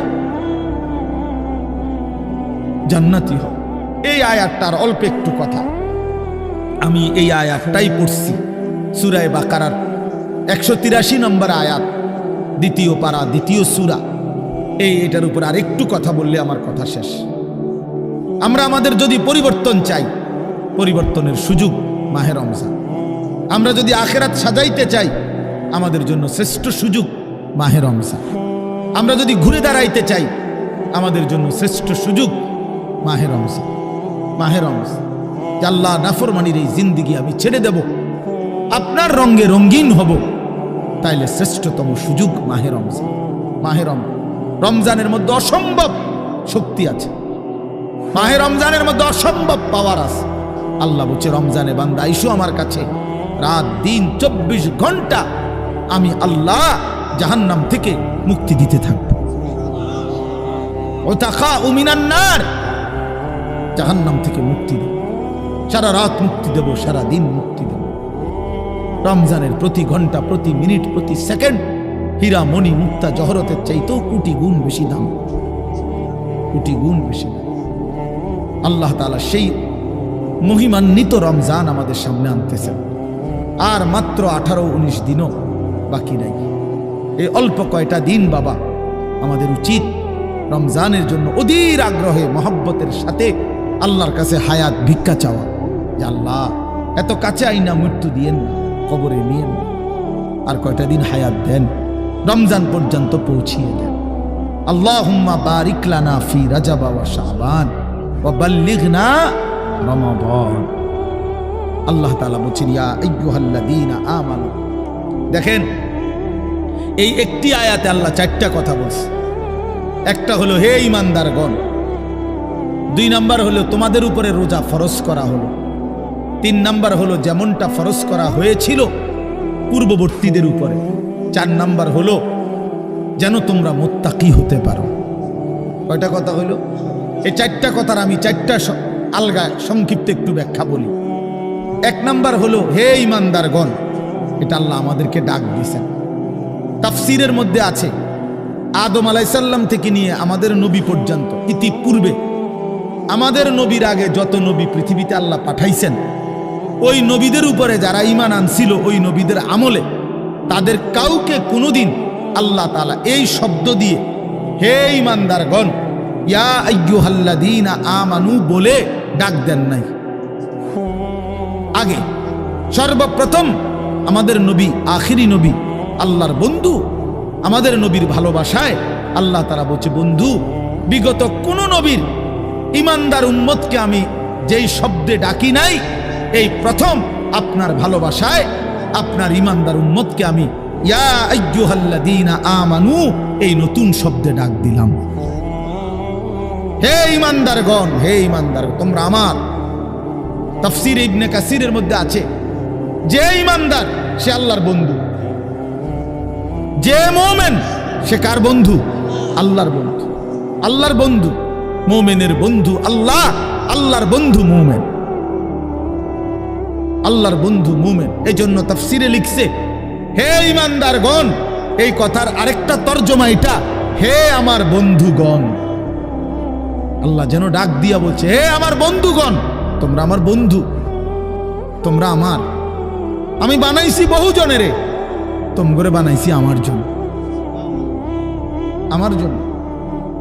তোমরা আমার, তোমরা আমার মেনে নিয়েছ, তোমরা আমার কালেমা পড়েছ, তোমরা আমার রাসূলকে মেনে নিয়েছ, অতএব তোমরা আমার।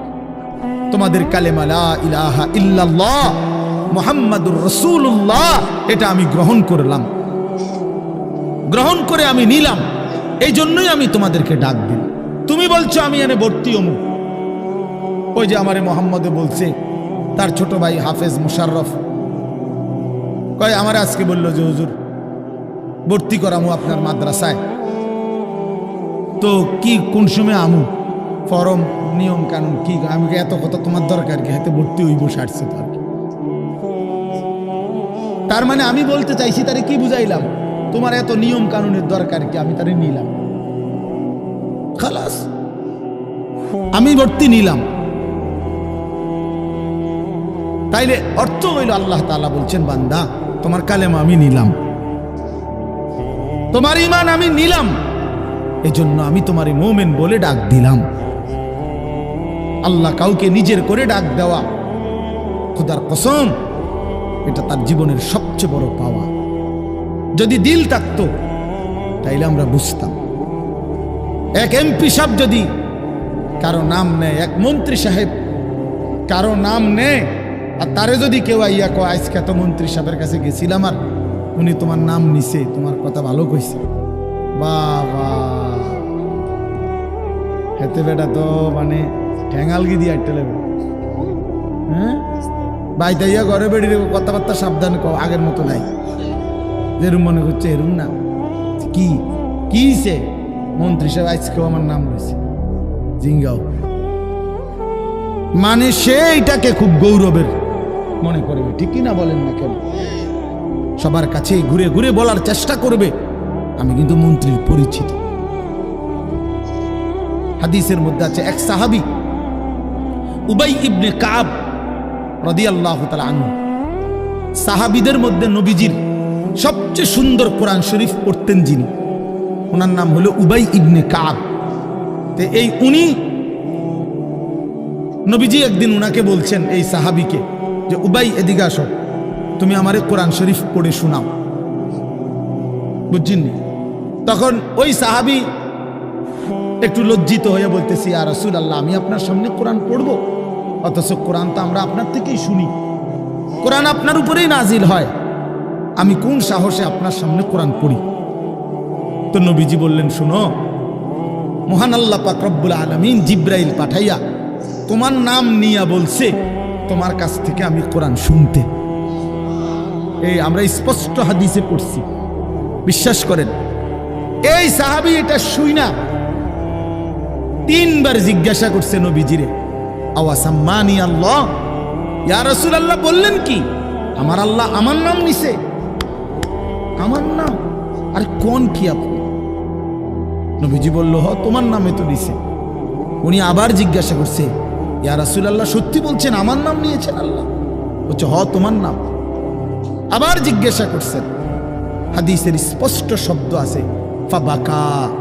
3 বারের পরে এই সাহাবী খুশিতে আনন্দে চিৎকার করে কাঁদতে শুরু করছে আর বলতেছি, ইয়া রাসূলুল্লাহ, এক গোলামের কি পরিমাণ সৌভাগ্য, তার মুনিব তার নাম নিয়েছে।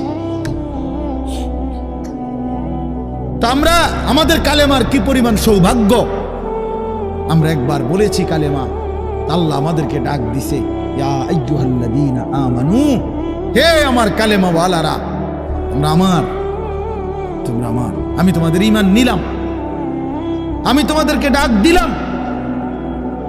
এক মুমিনের কি পরিমাণ খুশি হওয়া উচিত আপনি শোনেন। 29 নম্বর পারায় একটা সূরা আছে, সূরা মুরসালাত। এই যে এর আগে একটা সূরা আছে, সূরা দাহার, কোরআনুল কারীমের 76 নম্বর সূরা, 2 পৃষ্ঠাওয়ালা ছোট সূরা। এই সূরাটার মধ্যে জান্নাতের বর্ণনা সবচেয়ে সুন্দর, মানে জান্নাতের বর্ণনা হৃদয় কারা এই সূরাতে আছে। এই সূরাটা যেদিন নবীজির উপরে নাজিল হয়েছে, সেদিন নবীজির সামনে একজন কালো রঙের সাহাবী বসা ছিলেন। ওয়াইন্দাহু রাজুলুন আসওয়াদ, কালো একজন রঙের সাহাবী বসা ছিল, উনি বসা ছিলেন। এই সময় এই সূরাটা নাজিল হয়েছে, নবীজি উনাগরে শুনাইছে সূরাটা। তো এই সূরার মধ্যে জান্নাতের এমন হৃদয়গ্রাহী বর্ণনা। এই সাহাবীটা সামনে যিনি বসা কালো রঙের সহজ সরল সাহাবী, উনি এই সূরা এটা শুইনা জান্নাতের আশায় খুশিতে একটা চিৎকার দিছে, এক চিৎকারে হাদিসে আছে উনি ওইখানে ইন্তেকাল করছে। এখানে তখন আল্লাহর নবী বলেন, ওয়াল্লাহি লাকাদ আখরাজা নাফসা সাহিবিকুমুশ শাওকু ইলাল জান্নাহ। নবী বলেন, আল্লাহর কসম, জান্নাতের প্রবল আকাঙ্ক্ষায় তোমাদের বন্ধু জীবন দিয়ে দিল। निकल जाए दम तेरे कदमों के नीचे, यही दिल की हसरत, यही दिल की आरज़ू है। এটা উর্দু শের আর কি, অর্থ হলো, হে প্রিয়তম, তোমার পায়ের নিচে জীবন দিলাম, জান দিয়ে দিলাম। আর এটাই ছিল আমার সারা জিন্দেগীর তামান্না, দিলের আকাঙ্ক্ষা, যে তোমার জন্য আমি জীবন দেব। আর সেটাই দিয়ে দিলাম। নিকল যায় দম তেরে কদমু কে নিচে, তোমার কদমের নিচে আমার জান গেল। यही दिल की हसरत, এটাই ছিল দিলের আকাঙ্ক্ষা। এজন্য আজকে ছেলেরা কোথায় জীবন শেষ করে দিচ্ছ? এমন সুন্দর জীবন, এমন সুন্দর যৌবন, আহা, শক্তির টাইমটা, জীবনের সক্ষমতার সময়। ছোটবেলা তো ভাইয়া দুর্বল, বৃদ্ধ বয়সটাও দুর্বল। তোমাদের অনেক কিশোর নওজোয়ান একজনের গায়েও চাদর নাই, কিন্তু মুরব্বী সবগুলোর গায়ে চাদর। দেখো চাকায়া, এই চাচারা তো আমার সব পরিচিত চাচা। অর্থ হইল এই বৃদ্ধের এই দুর্বলতা তাকে চাদর গায়ে দিতে বাধ্য করেছে। তার শরীরে শীতের অনুভূতিটা বেশি, ঠিক কিনা বলেন না কেন? কিন্তু তোমরা নওজোয়ান, তোমাদের অধিকাংশ কারো গায়ে চাদর নাই। তোমরা দেখো ভাইয়া, আমার গায়ে কোনো চাদরই নাই। তাইলে বুঝাইতে চাইলাম এই শক্তির সময় যৌবন। যুবক চাইলে পাহাড় কাইটা সমান করতে পারবে। যুবক চাইলে সাগর নদী মাটি দিয়ে ভরাট করে দিতে পারে। একটা এলাকার যুবক ছেলেরা যদি চায়, সবার হাতে হাতে মদের বোতল পৌঁছাই দিতে পারবে। একটা সমাজের ছেলেরা যদি চায়, সবার হাতে হাতে নামাজের মুসল্লাও তুলে দিতে পারবে। অতএব ছেলেরা, তোমরা যারা যুবক আয়োজন করছো, আমি তোমাদের উৎসাহ দেই, একটু আগাও, এখানে থাইমা যাইও না। একটা মাহফিল করছি, এক ফোটলা বিরিয়ানি খাওয়াই দিছি, খালাস না বন্ধু, একটু আগাও। তোমরা আবার বসো, যে কয়জনে মাহফিলের আয়োজন করছো তোমরা আবার বসো, যে আমরা কেমনে আটটু ভালো হইতে পারি, আটটু চরিত্রবান হইতে পারি, আমরা কেমনে নিজেরা নামাজ ধরতে পারি। একটু যদি হিম্মত করো যুবক, ইনশাআল্লাহ ভালো হবে। শনিবার দিন আমি আমার মাদ্রাসায় এই শনিবারে সকাল 10টা থেকে বিকাল 4:30 পর্যন্ত, এইবারই প্রথমবার আমি আলাদা 16 বছর থেকে 30 বছরের নিচে যাদের বয়স, এই কিশোর যুবকদের জন্য আলাদা ইসলাহি মজলিসের আয়োজন করছিলাম। আমার শায়েখ আল্লামা মুফতি মুশতাকুর নবী সাহেব বয়ান করছেন, আল্লামা মুফতি আমজাদ হুসাইন সাহেব বয়ান করছেন, হযরত মাওলানা মুফতি ইউসুফ বিন ইকবাল বয়ান করছেন, আমাদের কুমিল্লা ক্যান্টনমেন্টের বড় একজন শিশু বিশেষজ্ঞ ডাক্তার মিজানুর রহমান উনি বয়ান করছেন, আমি নিজে কিছু কথা বলছি। প্রায় 600 ছেলে এন্ট্রিভুক্ত আসছে, উপস্থিত হয়েছে 600। সন্দ্বীপে, চট্টগ্রামে আমরা প্রতি বছর সন্দ্বীপ যাই, সেখানে 4টা-5টা ছেলে ফজরের নামাজের জন্য, তারা বন্ধু কলেজের ছেলে, 4-5 জন ছেলে মাত্র। ওরা একদিন সিদ্ধান্ত নিছিল, ওরা সবসময় ফজরের নামাজ পড়তো, তো ওরা একদিন সিদ্ধান্ত নিছে যে ফজরের পরে তারা সন্দ্বীপ তো সাগরের পারে, তো সাগরের পারে হাঁটতো তারা। তো তারা একদিন সিদ্ধান্ত নিছিল আজ থেকে 1 বছর আগে, যে আমরা সকালবেলা না হাইটা চলো আমরা বন্ধুদেরকে ফজরের জন্য জাগাই, ফজরের ক্যাম্পেইন করি, ফজরের জন্য গণসংযোগ করি। এই 4-5 জন ছেলে উদ্যোগ নিয়ে শুরু করছে। ঠিক 1 বছরের মেহনতে এই গত নভেম্বর, 24 সালের নভেম্বরে আমি গেছি মাহফিলে, ওইখানে তারা আমার লিস্টেড। ফজরের পরে আমি তাদের জন্য আলাদা বয়ান করছি, তাদের আলাদা মাহফিল হয়েছে ফজরের পরে। মানে রাতে আমি যেই প্যান্ডেলে ওয়াজ করছি, ওই প্যান্ডেলটা তারা সকালের জন্য আবার ভাড়া নিছে।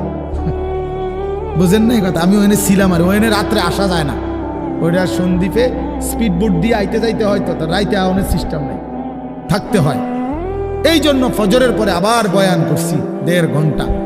তো ওরা, আমি বললাম এত ভোরে ছেলেরা আইবনি, কয় হুজুর আসবে ইনশাল্লাহ, আপনি দেখেন।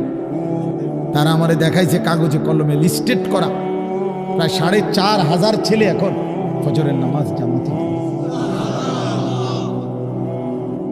যুবক চাইলে কি না পারে, যুবক চাইলে ভাঙতে পারে, যুবক চাইলে গড়তে পারে, যুবক চাইলে বুলডোজার দিয়ে সমান করে লাইতে পারে, সমান করে ফেলতে। আবার সেই ভাঙার উপরে যুবক চাইলে গড়তেও পারে। আল্লাহ তাআলা নওজোয়ানের শরীরে অসম্ভব হিম্মত দান করছে, অসম্ভব হিম্মত। এই জন্য বাপ, আমি যুবক যারা, তাদেরকে উৎসাহিত করলাম। মহান আল্লাহ পাক রব্বুল আলামিন আমাদেরকে বলছেন, আমি তোমাদের ইমানদার, ইমান নিলাম, আমি ইমান দিছি বান্দা। আমি গত বছর যখন তাবলীগের সফরে ছিলাম দিনাজপুর জেলায়, গত বছর আগস্ট মাসে 72 বছর বয়স্ক একজন হিন্দু লোককে কালেমার দাওয়াত দিছিলাম। ওনার 2 ছেলে মুসলমান। ওনারে আমি 2.5 ঘন্টা কালেমার দাওয়াত দিছি।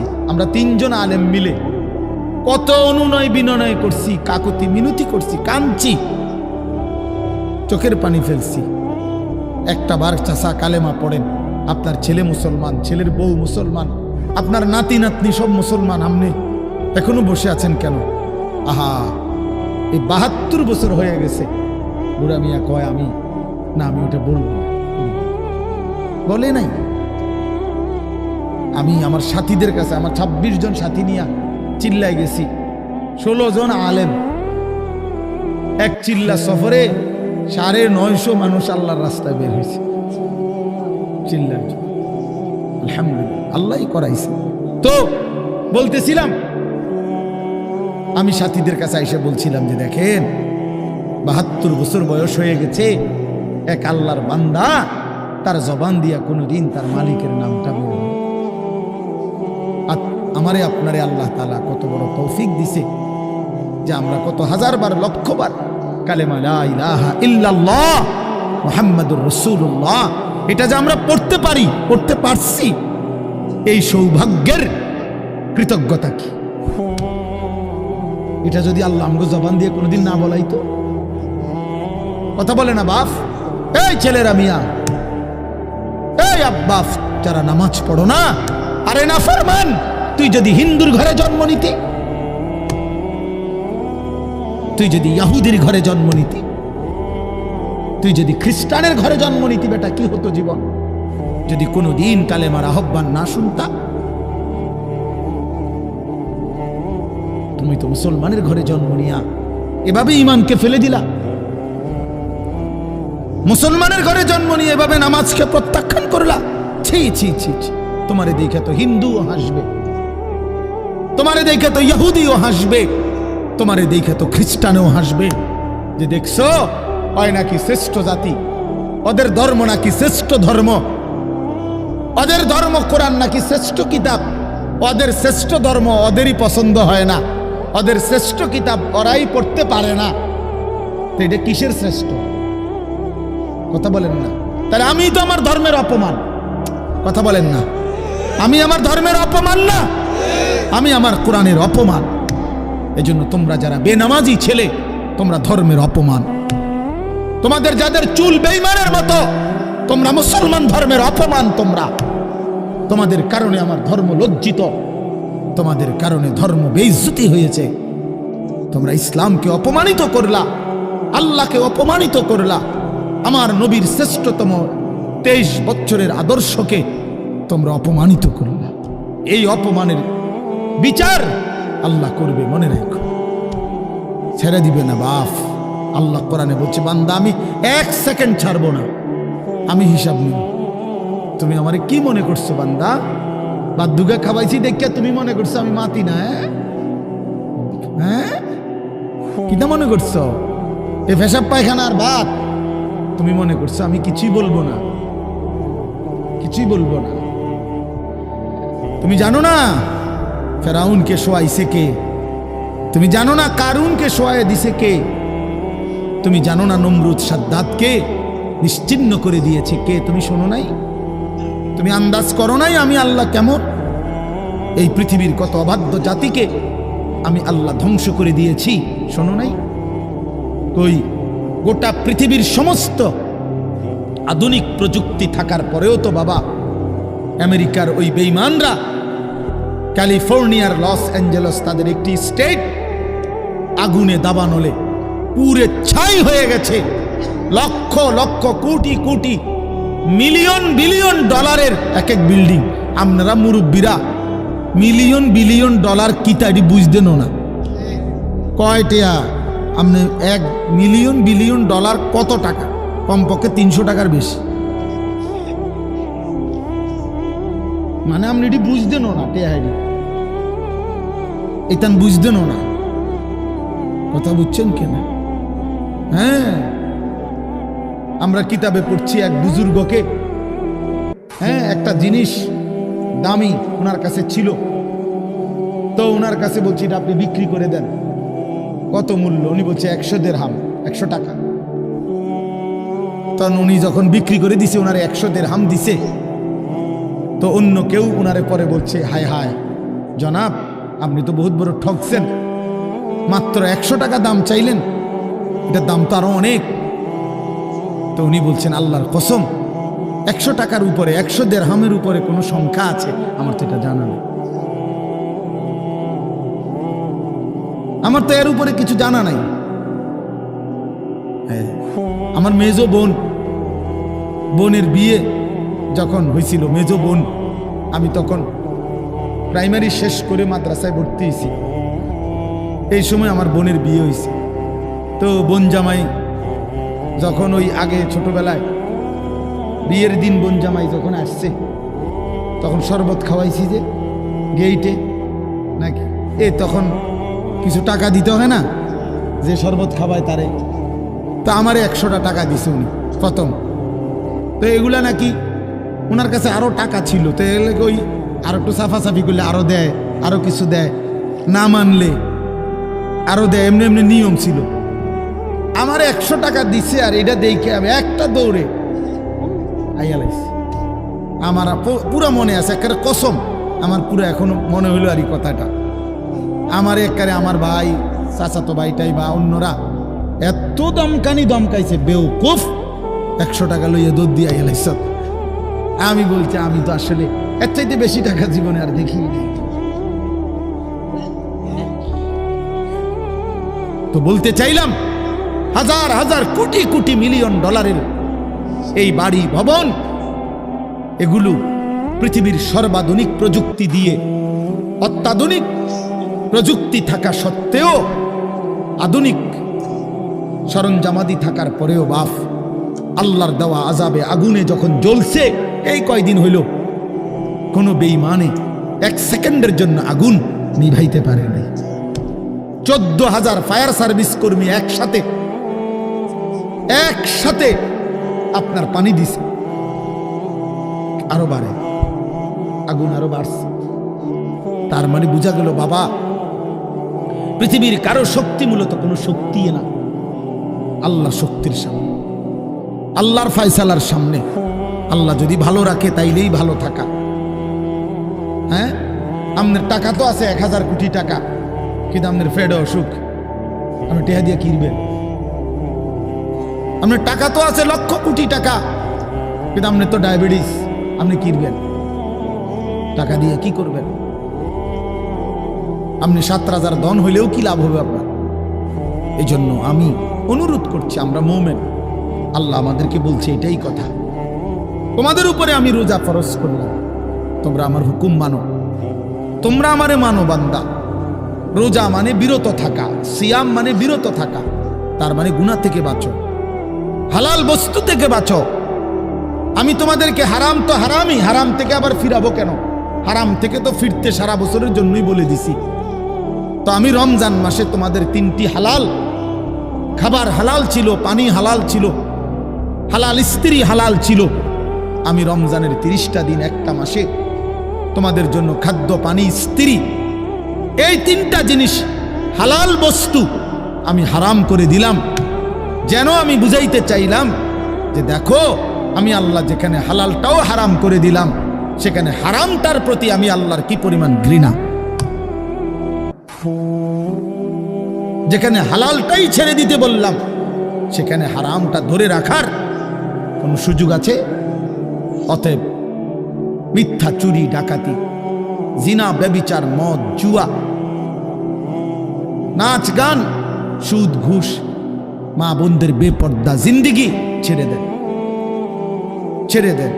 একজন বুঝলে একজনে, কোনো অসুবিধা নাই, আমার কোনো আফসুস নাই।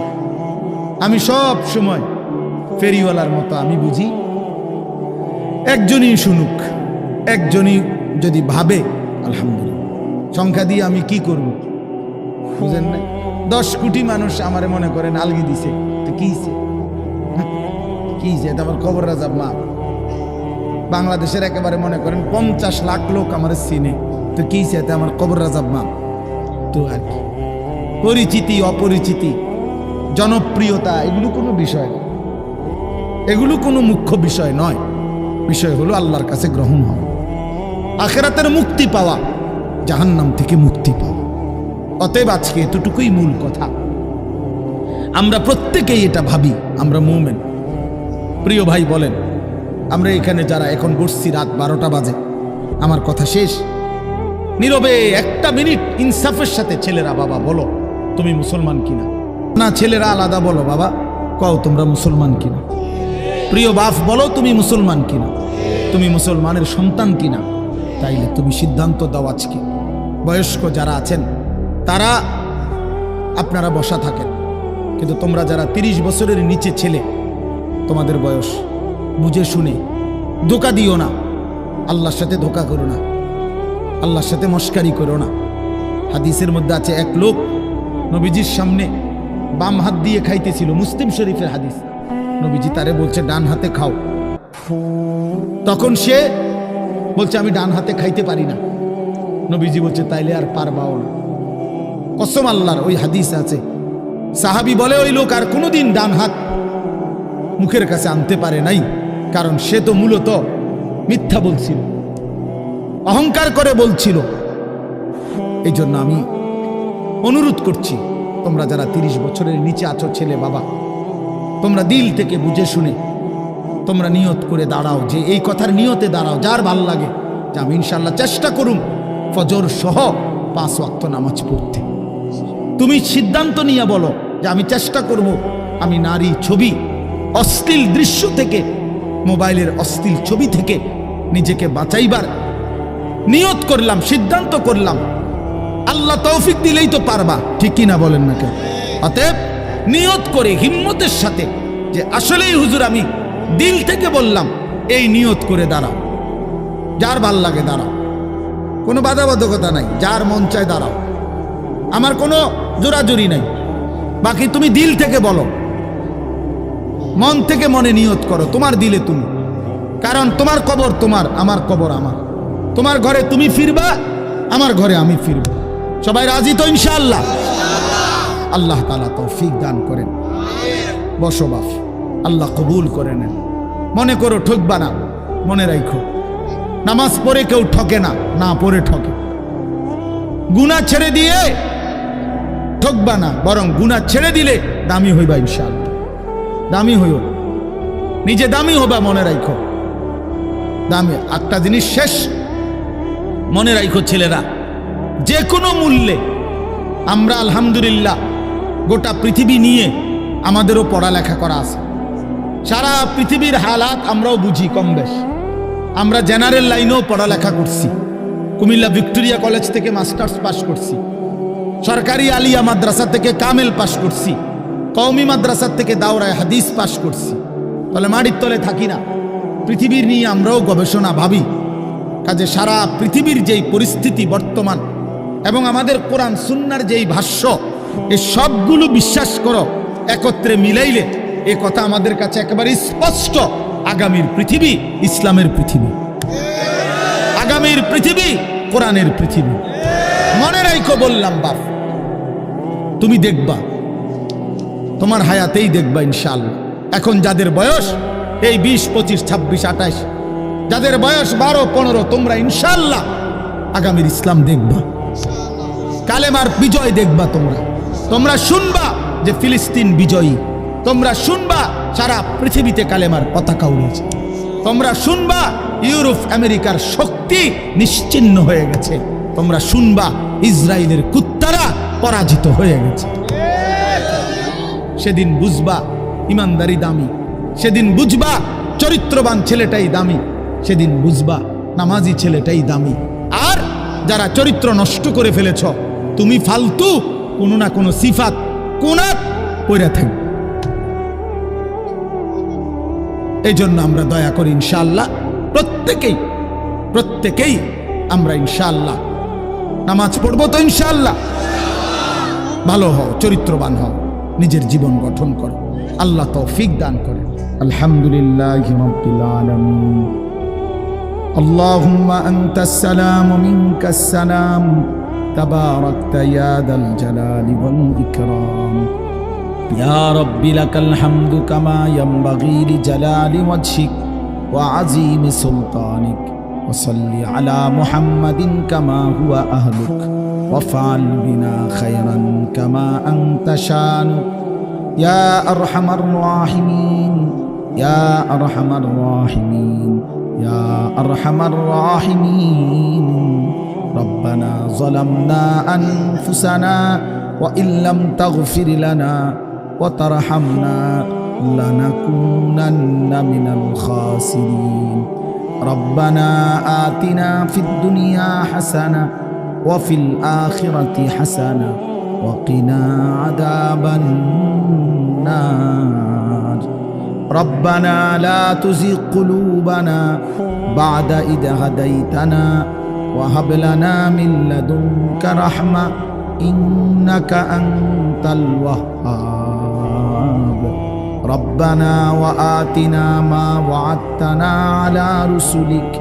ولا تخزنا يوم القيامة إنك لا تخلف الميعاد ربنا اصرف عنا عذاب جهنم إن عذابها كان غراما إنها ساءت مستقرا ومقاما رب ارحمهما كما ربياني صغيرا رب ارحمهما كما ربياني صغيرا ربنا هب لنا من أزواجنا وذرياتنا قرة أعين واجعلنا للمتقين إماما مولاي كريم رب كريم মেহেরবান মাওলা রাত গভীরে আমরা গুনাহগার গোলাম আপনার শাহী দরবারে হাত উঠাইলাম অনেক বেশি গুনাহ মাওলা পেছনের জিন্দেগি নাফরমানিতে ভরা মাওলা অন্ধকারেই জীবন নাফরমানিতে ভরে গেছে মাওলা আল্লাহ চোখ বন্ধ করলেই ভয় হয় ঘুম যেতেই ভয় হয় যদি ঘুম আর না ভাঙ্গে চোখ যদি আর না মেলে এত গুনাহ নিয়ে কবরে যাব কেমনে মাওলা হাসরের ময়দানে দাঁড়াবো কেমনে মাওলা নবীজির সুপারিশ চাইবো কেমনে মাওলা হাউজে কাউসারের পানি তো মিলবে না মাওলা আপনি মাফ করে দেন মাফ করে দেন আজই মাফ করে দেন এখনই মাফ করে দেন হায়াতে থাকতেই মাফ করে দেন কবরে যাবার আগেই মাফ করে দেন আপনি রহমান আপনি রহিম আপনি গফফার আপনি গফুর আপনি মাফ করে দেন আযাব দিলে আপনার কোনো লাভ নাই মাফ করে দিলে আপনার কোনো ক্ষতি নাই মাফ করিলে আপনার কমবে না মাফ না পেলে আমাদের উপায় থাকবে না আল্লাহ মাফ করে দেন দেন মাওলা আমার এই মাফ করে দেন আমার এই মাফ করে দেন আমার বন্ধুদেরকে মাফ করে দেন আমার বাবাদেরকে মাফ করে দেন আমার নওজোয়ান ছেলেদেরকে মাফ করে দেন আল্লাহ নওজোয়ান ছেলেরা বোঝে নাই মাওলা গুনাহ তো করেই ফেলেছে মাওলা আজ আপনি মাফ করে দেন আপনার ভালোবাসায় দাঁড়িয়েছিল আপনার ভালোবাসায় দাঁড়িয়েছিল মাওলা আপনি এই দাঁড়ানো কবুল করে নেন ছেলেগুলোকে নামাজি বানিয়ে দেন চরিত্রবান বানিয়ে দেন মোবাইলের আসক্তি থেকে বাঁচান নারীর আসক্তি থেকে বাঁচান জিনা ব্যভিচারের আড্ডা থেকে বাঁচান মদ জুয়ার আড্ডা থেকে বাঁচান আমার সন্তানদেরকে ফিরাইয়া দেন আমার ভাইদেরকে ফিরিয়ে দেন আমার সন্তানদেরকে ফিরিয়ে দেন বাবা চাচা বয়স্কদেরকে আরো বেশি নেক আমলের তৌফিক দেন মা বোনদেরকে পর্দা পুশিদা দান করেন সমস্ত কবরবাসীদেরকে মাফ করে দেন কিয়ামত পর্যন্ত কবরের আযাব মাফ করে দেন অসুস্থ বিমারি যারা শিফা করে দেন প্রত্যেকের কামাই রুজিতে হালাল বরকত দান করেন বিদেশের জমিনে প্রবাসে যারা সহি সালামতে নিরাপদে রাখেন মাওলা যে যেই মাকসাদে দোয়া চেয়েছে সকলের নেক মাকসাদ পূরণ করে দেন আল্লাহ ছেলেদের আয়োজন মসজিদ কমিটির আয়োজন মহল্লাবাসীর আয়োজন এই মাহফিলখানা কবুল করে নেন মাহফিলের প্রতিটা দান সাদাকা বুদ্ধি, সহযোগিতা, পরামর্শ সব কিছুর উত্তম বিনিময় দান করেন। আল্লাহ সকলকে কবুল আর মনসুর করে নেন। ওলামায়ে কেরামকে হায়াত দারাজ করেন, সকলের উপরে রহম করম করেন, প্রত্যেকের নেক মাকসাদ আপনি পূরণ করে দেন। আল্লাহ অভাব দূর করে দেন। রমজান পর্যন্ত হায়াত ভিক্ষা দান করেন। আল্লাহ রমজান পর্যন্ত পৌঁছিয়ে দেন, পৌঁছিয়ে দেন, পৌঁছিয়ে। আর অল্প কয়েকটা দিন মাওলা, বঞ্চিত কইরেন না, মাহরুম কইরেন না, এতটা কাছে এনে কবরে নিয়েন না মাওলা। আল্লাহুম্মা বারিক লানা ফি রাজাব ওয়া শাবান ওয়া বাল্লিগনা রমাদান ওয়া বাল্লিগনা রমাদান ওয়া বাল্লিগনা রমাদান। আল্লাহ রমজান পর্যন্ত পৌঁছাইয়াই দেন, হায়াত ভিক্ষাই দেন। আল্লাহ রমজানের চাঁদ দেখাইয়েন মাওলা, রহমত মাগফিরাত নাজাত নসিব করিয়েন। আল্লাহ সারা দেশ কবুল করে নেন, সারা পৃথিবীর মজলুম মুসলমানকে বিজয় দান করেন। আল্লাহ ফিলিস্তিনের বিজয় দান করেন, ইসরায়েলের ইহুদি বেঈমানদেরকে ধ্বংস করে দেন। রব্বির হামহুমা কামা রব্বায়ানি সগীরা। সুবহানা রাব্বিকা রাব্বিল ইজ্জাতি আম্মা ইয়াসিফুন ওয়া সালামুন আলাল মুরসালিন। আলহামদুলিল্লাহি রাব্বিল